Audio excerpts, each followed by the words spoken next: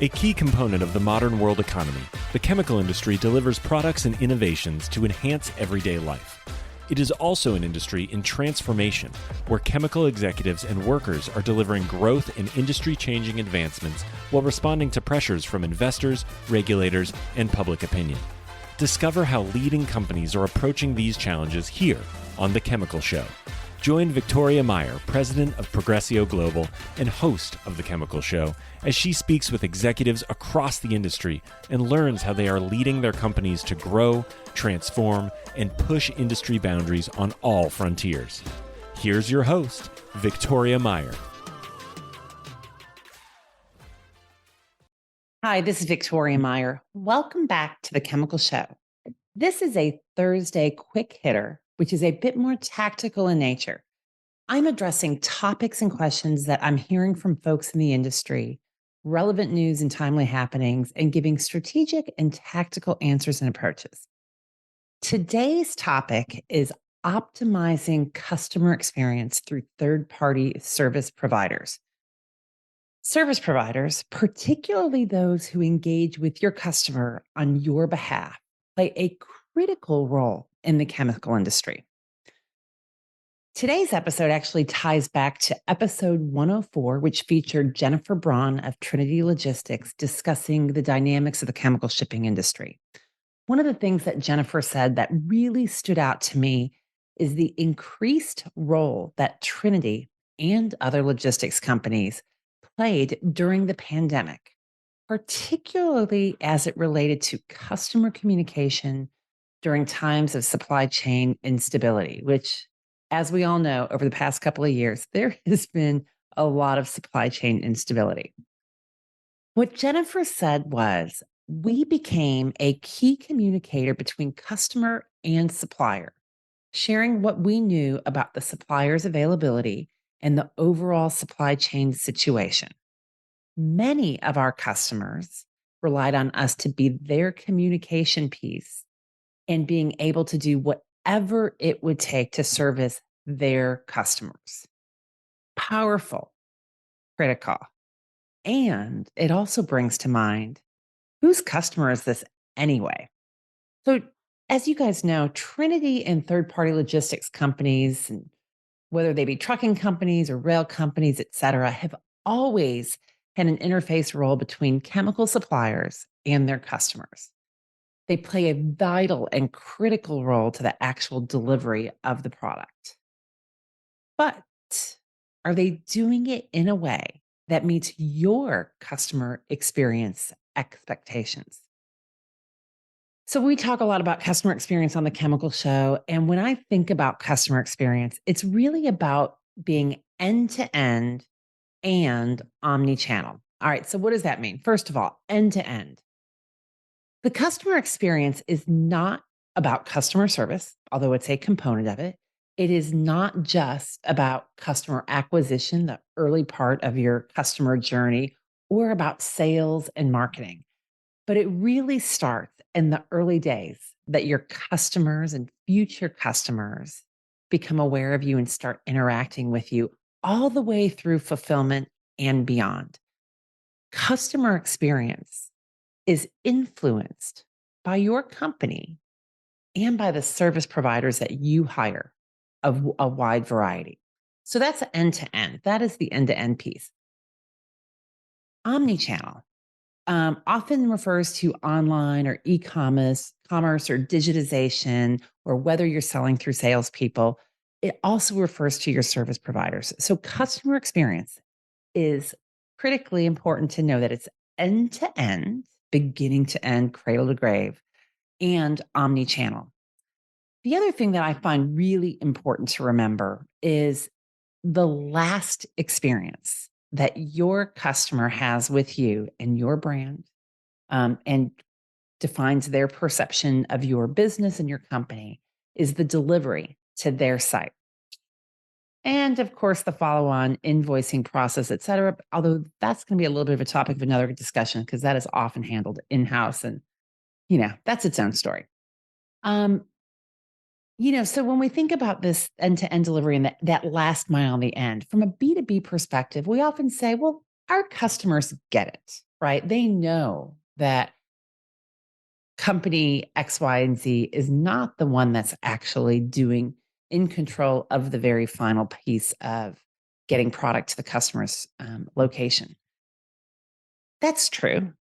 But they also still really expect you and your company to have an influence on who's doing that work, how they're doing that work and that delivery for you, et cetera. So if you think about this on a personal level, on a B2C basis, think about your electricity providers. You've got a contract with, kind of depends on who you are in your region, ComEd or Reliant or someone else. That's who your bill comes from. That's who you've contracted with. That's who you call when there's a problem. However, when there is a problem or when there is a power outage at your house or your neighborhood, often a third party provider does the work. They visit your house or your neighborhood and they do the work.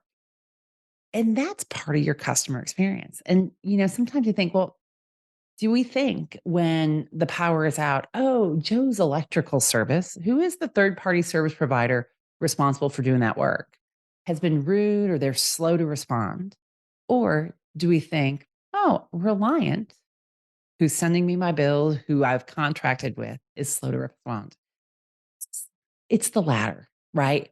We are looking at and influenced by our supplier, not the intermediaries necessarily, but we're holding the customer experience responsibility to our suppliers. And this is true in a B2B space. So let's, talk about this a bit. How much time have you and your company spent defining what that experience, your customer experience, looks like? Enacted by a third party, but what does that look and feel like to your customer? And again, this applies to all your business and service partners. Logistics, this got teed up by my conversation with Jennifer Braun from Trinity Logistics, but logistics is one space. Technical support, right? Some companies are contracting with third parties to manage technical support, whether it be quality or performance issues, whether it be more creative application development and other items, right? Outsourced customer interfaces. Some companies have outsourced their financial interfaces, perhaps your customer service. We'll be right back. At Ecovist, they're accelerating the transition to a sustainability driven future. Their long history of innovation, expertise, and customer collaboration supports the development of proprietary catalysts and services across their two industry-leading businesses, Advanced Materials and Catalysts and Eco Services. Advanced Materials and Catalysts is a leader in proprietary and customized technologies for polymers, cleaner fuels, emissions control, and circularity. Eco Services is the largest North American recycler of spent sulfuric acid. Ecovist, your catalyst for positive change. Interfaces. How have you defined what the customer experience is, not just for the people inside your organization that are executing it for your third service providers? Here's a challenge. Often we say, that's not my job. I'm here to tell you, it is everyone's job. Customer experience is sometimes seen as the domain of marketing or commercial management or the sales organization or customer service. It is not. It is everyone's responsibility to make sure your customer experience is what you need it to be. I think this is really interesting when we go into the logistics space, because often logistics, whether it be trucking or rail or marine, is owned by logistics or supply chain or procurement. And that's awesome. And it's great and it's appropriate. And they often think about the technical details without necessarily understanding the commercial and the customer experience details. Customer experience is everyone's responsibility, end to end, omni-channel. So I'm going to share with you guys today some ways that you can influence your third party service providers, hold them to a higher standard, and ensure a positive customer experience along the way. So, first of all, best practice, a customer experience playbook. right? So a customer experience playbook, a CX playbook, clearly defines your vision, your customer experience strategy, the business processes, and the outcomes, both tangible and emotional, the feel that you expect your customers to experience, right? So many companies, most companies probably have brand guides, right? They define the colors, the logos, how you use it, how you maintain your corporate image, whether you are making a banner or doing an ad or sending out a sales brochure or doing something in written or digital fashion. That's pretty common. It's a bit rarer to find a CX playbook that's as well defined and that is as all encompassing as what you expect your customer experience end to end omni-channel to be. If you've got it, you are a step ahead. You've got that CX playbook, share it. That's my number one piece of advice. Understand what you want it to be and share it. I'm going to link to the show notes for this episode and also on the website a B2B customer experience best practices guide that you can download. So take a look if you're interested in looking at some other aspects of customer experience best practices, what they might be. Go online to thechemicalshow.com or head over to the show notes for this episode and you can download it right from there. Um, so if you beyond having this customer experience playbook, what do you need to be doing to ensure that you've got a robust, well-defined customer experience that meets your standards and values going through your value chain and through your third-party service providers?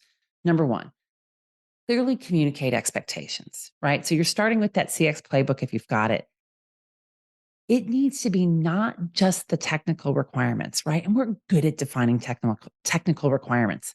So, oh, it needs to be a certain type of hookup. Hey, this is a place that has a policy that you um, can't have facial hair, which is a really common thing across the chemical industry. Other standards, right? We're good at our technical requirements, but the rest of it needs to be in there. Customer service standards, brand image, your corporate values. Think about how do you want those service providers to show up? How do you want them to communicate? What are their boundary conditions? Think about those expectations and make sure that you've communicated them.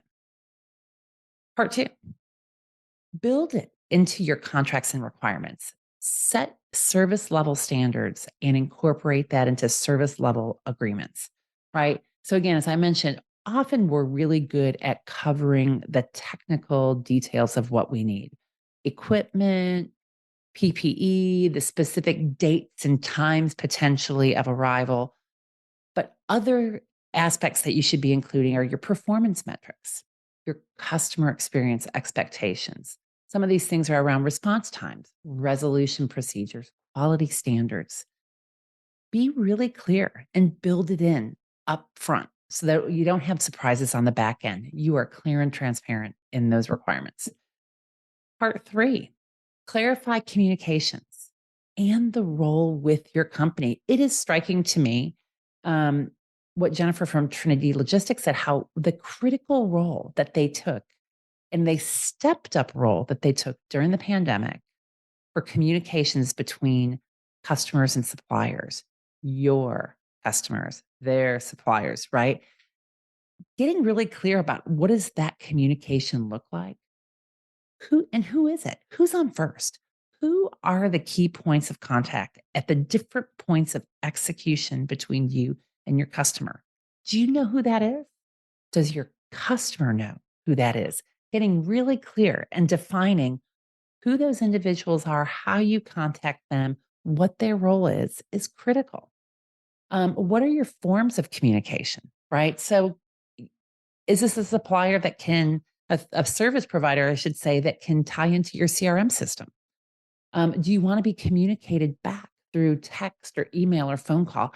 How do you make this multi way communication? Because all of a sudden we've got multiple directions for communication. How do you ensure that it's clear, that it's transparent, and that it's going to the right people? Define it upfront. If you haven't defined it upfront, that's okay. Put a pin in it, define it right now, decide what's working, document it, change what's not working.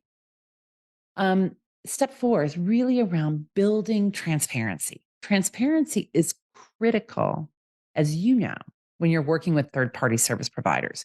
when you think about what is that customer and that customer experience, having transparency is supremely important. So, number one, transparency with your customer and your business partner. Um, in terms of these KPIs, in terms of these aspects of who's doing what, in terms of these aspects of what are the communication protocols, right? And then also think about feedback. I know, feedback gets hung up in the system. And so your customer may say, well, we gave you that feedback. Who'd you give the feedback to? Oh, we gave the feedback to the truck driver. Oh, we gave the feedback to, somebody that picked up the phone at whatever number we called, or we sent it in.